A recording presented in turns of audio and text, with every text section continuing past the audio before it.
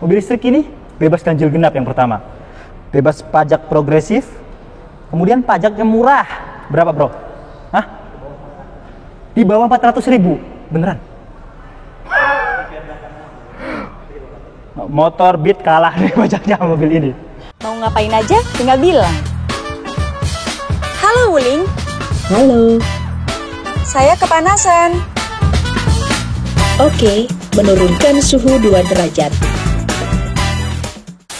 Oke teman-teman, balik lagi di tim review. Kali ini kebetulan lagi hype mobil listrik. Banyak dicari, bahkan teman-teman kita ini rela untuk ngantri lebih dari 1 tahun untuk dapetin mobil listrik. Di sini ada mobil listrik yang murah dan mungkin ini paling murah di antara mobil-mobil listrik lainnya dan ready stock. Ini ready stock ya, Om Jaki? Ready stock. Kalau teman-teman beli sekarang, bulan depan dapat.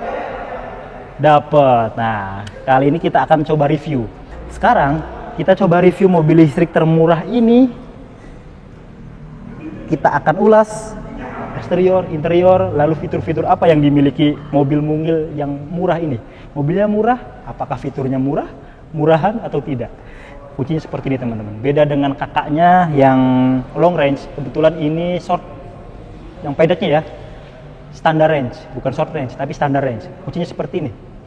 Wah, masih pakai mata kunci. Yang penting ada fungsinya. Yuk kita langsung intip satu persatu.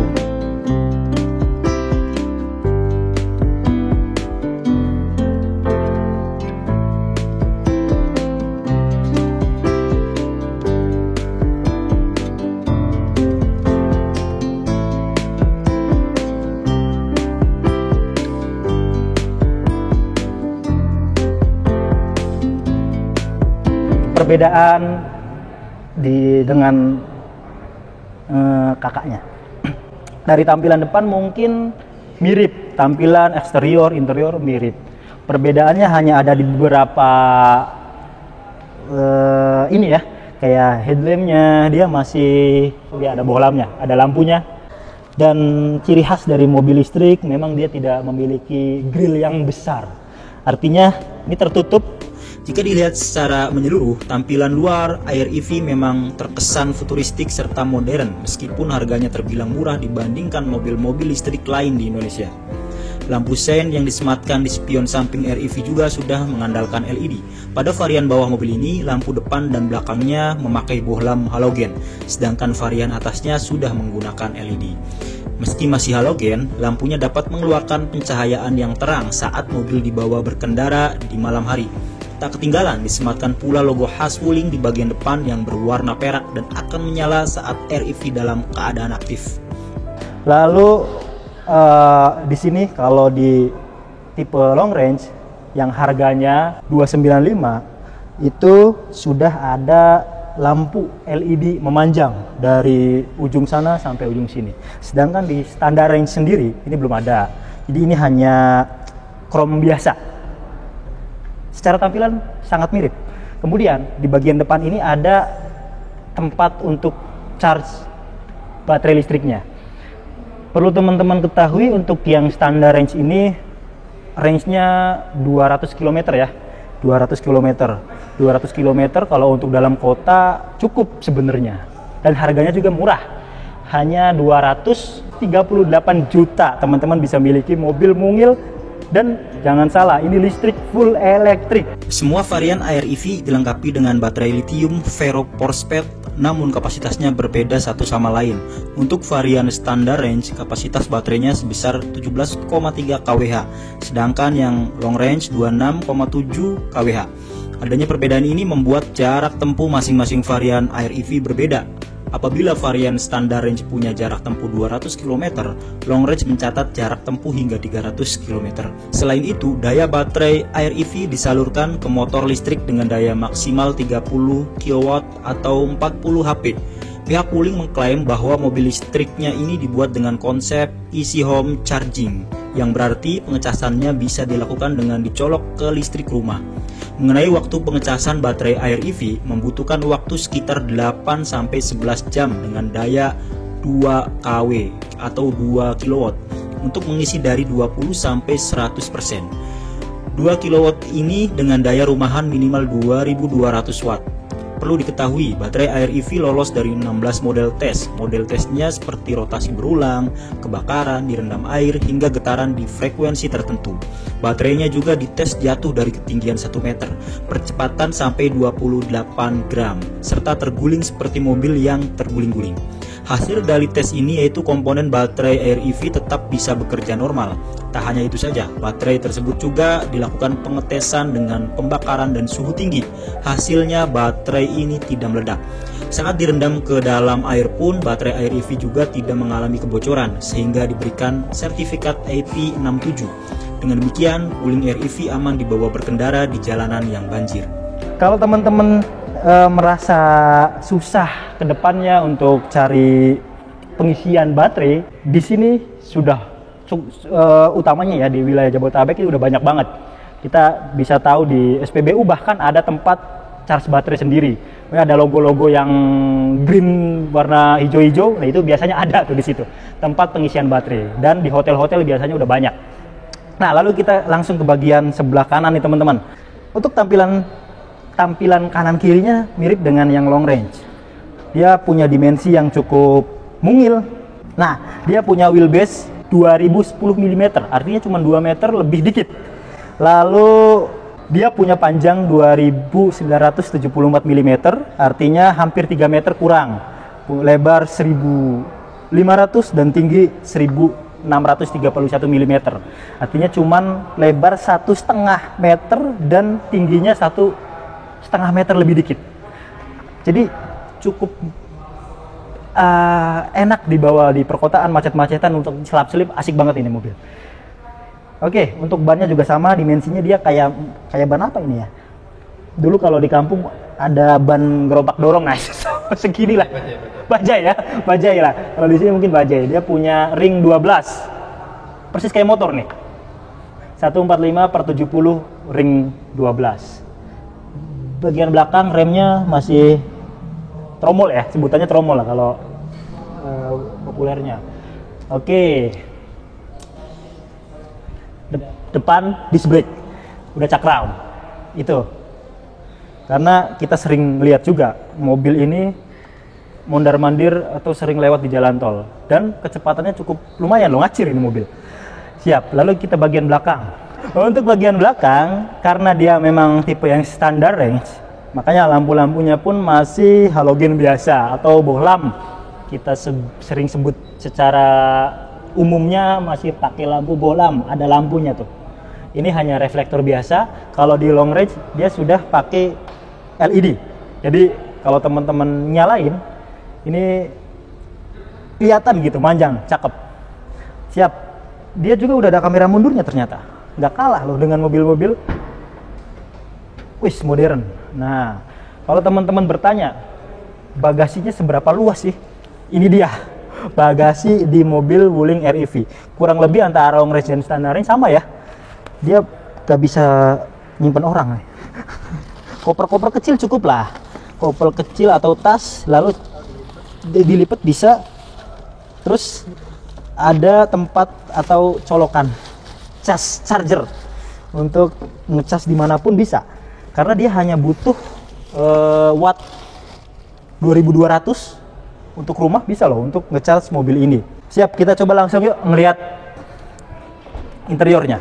Nah, untuk interiornya sendiri, walaupun mobil ini kelihatan dari luar kecil gitu, tapi pas masuk gede juga ternyata.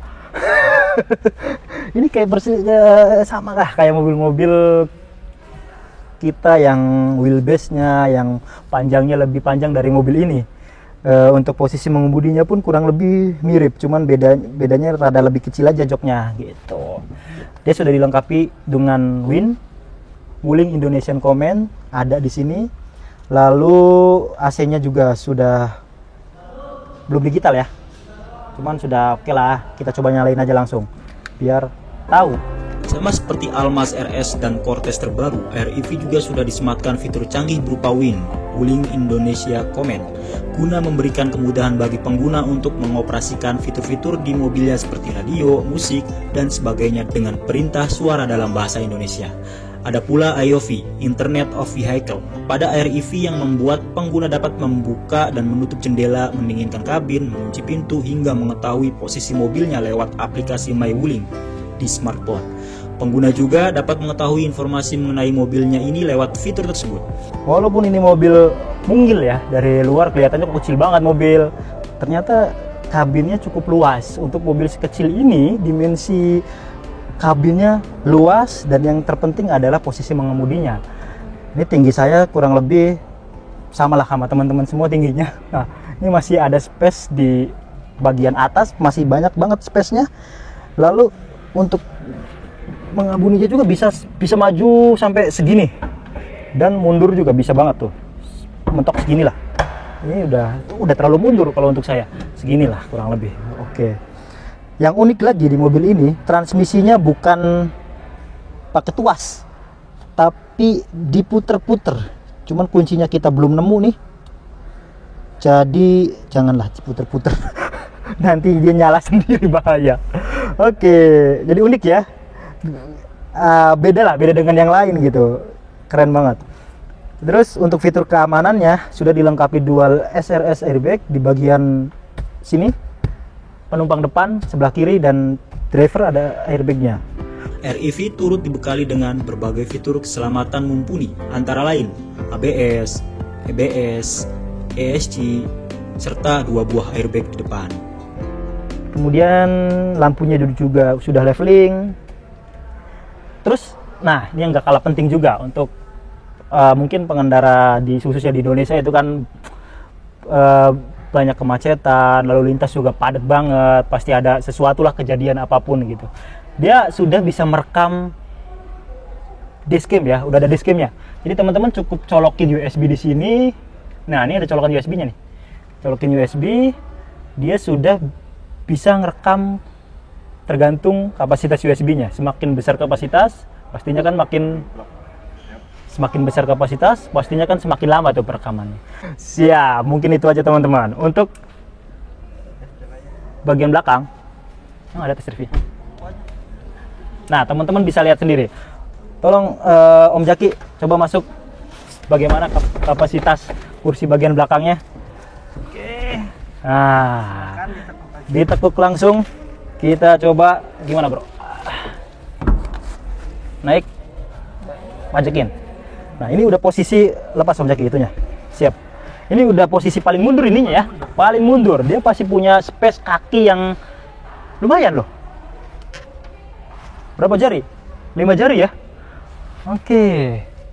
Dan space kepala masih jauh banget. Jadi walaupun kecil, artinya mobil ini masih nyaman dan masih enak lah dipakai. Nyaman yang terpenting, kenyamanan itu penting juga teman-teman. Bisa napas gitu. Oke, mungkin itu aja teman-teman. Oke, mungkin itu aja teman-teman untuk ulasan singkat kita tentang Wuling REV ini. Mobilnya cukup nyaman. Mobil yang teman-teman harus ketahui juga, ini adalah mobil listrik paling murah. Paling murah, fiturnya cukup lengkap, ada WIN-nya, belum cruise control pastinya. Ya mobil seharga itulah. Ini udah cukup, lebih dari cukup untuk fitur-fiturnya. Kalau teman-teman mau dapetin mobil ini, bisa nih. Oh iya, satu lagi. Ini salah satu support pemerintah untuk meningkatkan mobil listrik, peredaran mobil listrik di Indonesia. Mobil listrik ini bebas ganjil genap yang pertama. Bebas pajak progresif. Kemudian pajaknya murah. Berapa, bro? Hah? Di bawah 400.000. Beneran? Motor Beat kalah nih pajaknya mobil ini. 300 ribuan untuk pajaknya. Jadi silakan teman-teman, daripada beli motor yang mungkin pakai bensin, ini lebih irit. 17 kWh, kalau 1 kWh-nya itu 1.500, artinya mobil ini cukup isi full hanya dengan uang 30 ribuan. Mantap. Ini kita sedang ada di Wuling Ciputat. Kalau mau ngeliat-ngeliat atau test drive, bisa temuin namanya Om Jaki. Tanyain aja, saya mau ketemu Om Jaki, mau dapetin mobil ini, test drive langsung. Itu aja, terus ikuti Kim Review, like, share, dan subscribe.